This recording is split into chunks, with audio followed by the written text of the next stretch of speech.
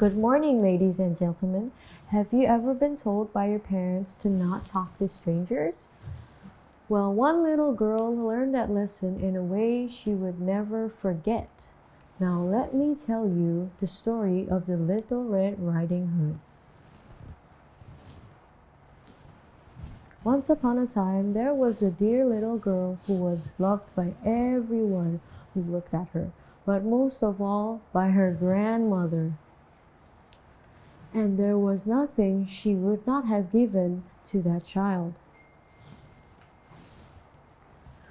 Once she gave her a little cap of red velvet, which suited her very well, and then she would never wear anything else, so she was always called Little Red Riding Hood.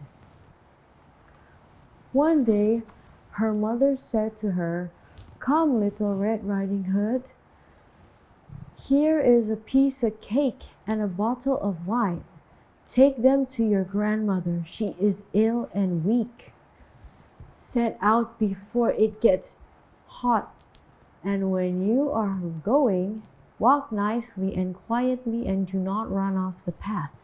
"Yes, mother, or you may break the bottle and your grandmother will get nothing. And when you go into her room, don't forget to say good morning, and don't peep into every corner before you do it." "I will take great care," said Little Red Riding Hood to her mother, and gave her a hand on it. Grandmother lived out in the woods, half a league from the village, and just as Little Red Riding Hood entered the woods, a wolf met her. Little Red Riding Hood did not know what a wicked creature he was, and was not at all afraid of him. "Good day, Little Red Riding Hood," he said. "Thank you kindly, Wolf." "Whither away so early, Little Red Riding Hood?" "To my grandmother's." "What have you got in your apron?" "Cake and wine. Yesterday was baking day, so poor sick grandmother ought to have something good to make her stronger." "Where does your grandmother live, Little Red Riding Hood?" "A good quarter of league farther on in the woods. Her house stands under the three large oak trees. The nut trees are just below. You surely must know it," replied Little Red Riding Hood. The wolf thought to himself, "What a tender young creature! What a nice plump mouthful! She will be better to eat than the old woman. I must act craftily, so as to catch both." So he walked for a short time by the side of Little Red Riding Hood, and he said, "See, Little Red Riding Hood, how pretty the flowers are about here. Why don't you look around? I believe, too, that you do hear how sweetly the little birds are singing. You walk gravely along as if you were going to school, while everything else out here in the woods is merry."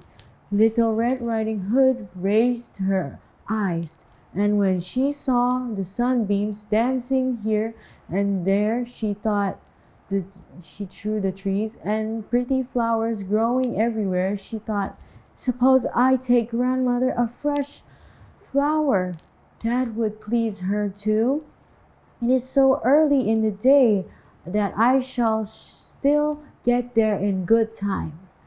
And so she ran from the path into the woods to look for flowers. And whenever she had picked one, she fancied that she still saw a prettier one further on, and ran after it. And so she got deeper and deeper into the woods. Meanwhile, the wolf ran straight to the grandmother's house and knocked on the door. "Who is there, Little Red Riding Hood?" replied the wolf. "She is bringing cake and wine. Open the door." "Lift the latch," called the grandmother. I am too weak and cannot get up." The wolf lifted the latch and the door sprang open. And without saying a word, he went straight to the grandmother's bed and devoured her. And he put on her clothes, dressed himself in a cap, and he threw himself in a bed and drew the curtains. Little Red Riding Hood, however,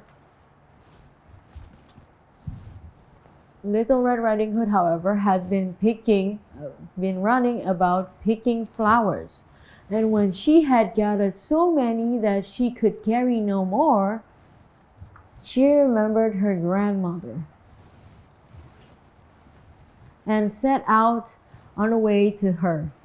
She was surprised to find the cottage door standing open, and when she went into the room, she had such a strange feeling, and she said to herself, "Oh dear, how uneasy I feel today, and at other times I like being with grandmother so much." She called out, "Good morning," but received no answer. So she went into the bed and drew back the curtains. There lay her grandmother, with her cap pulled far over her face and looking very strange.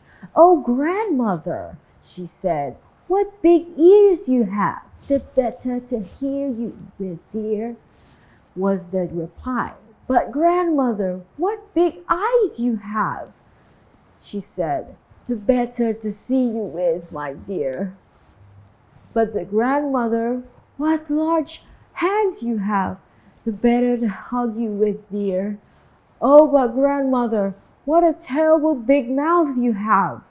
The better to eat you with." And scarcely had the wolf said this, than with the one bound he was out of the bed and swallowed Little Red Riding Hood. When the wolf had appeased his appetite, he lay down again in the bed and fell asleep and began to snore very loudly. The huntsman was just passing by the house and thought to himself, how is this old woman snoring? I must see if she wants anything." And so he went into the room, and when he came to the bed, he saw the wolf was lying in it. "Do I find you here, you old sinner?" he said. "I have sought you." Then, just as he was going to fire at him, it occurred to him that the wolf might have devoured the grandmother, and that she might still be saved. So he did not fire, but took a pair of scissors and began to cut open the stomach of the sleeping wolf. And when he made 2 snips, he saw Little Red Riding Hood. And then he made 2 more snips, and the little girl sprang out crying, "Ah, how frightened I was! How frightened I must have been! How dark it was inside the wolf!" And after that, the aged grandmother came out alive also, but scarcely able to breathe.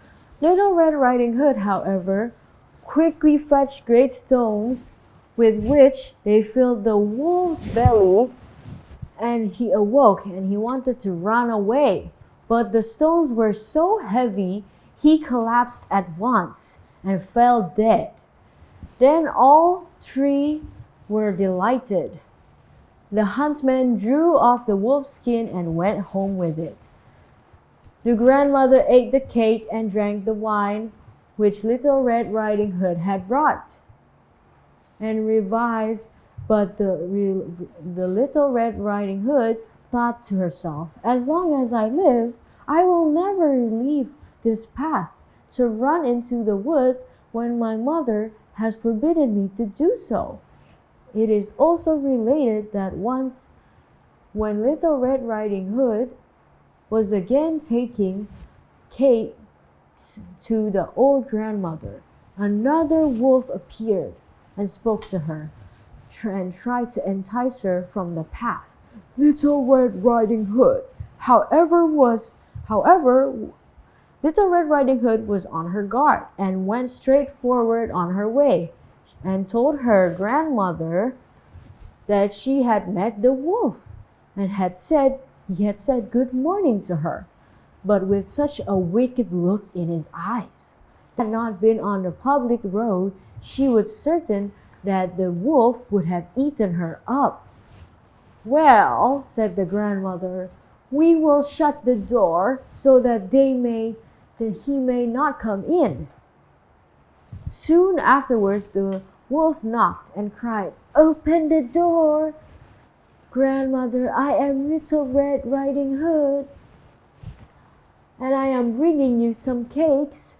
But they did not speak, nor open the door. So the gray beard stole twice or thrice around the house, and at last jumped on the roof, intending to wait until Little Red Riding Hood was on her way home in the evening, and then to steal after her and devour her in the darkness. But the grandmother saw what was in his thoughts. In front of the house was a great stone throw, so she said to the child, Take that pail, Little Red Riding Hood. I made some sausages yesterday, so carry the water in which I boiled them. I boiled them to the trough. Little Red Riding Hood carried until the great trough was quite full. Then the smell of the sausages reached the wolf, and he sniffed and peeped down, and at last stretched out his neck so far that he could no longer keep footing, and began to slip, and slipped down from the roof straight into the great trough, and was drowned. But Little Red Riding Hood went joyously home, and no one ever did anything to harm her again. And so Little Red Riding Hood learned an important lesson. Always listen to the advice of those who care for you, and never trust a stranger. Thank you for listening to the story. I hope it reminds us to be careful and wise in our own journeys. Thank you.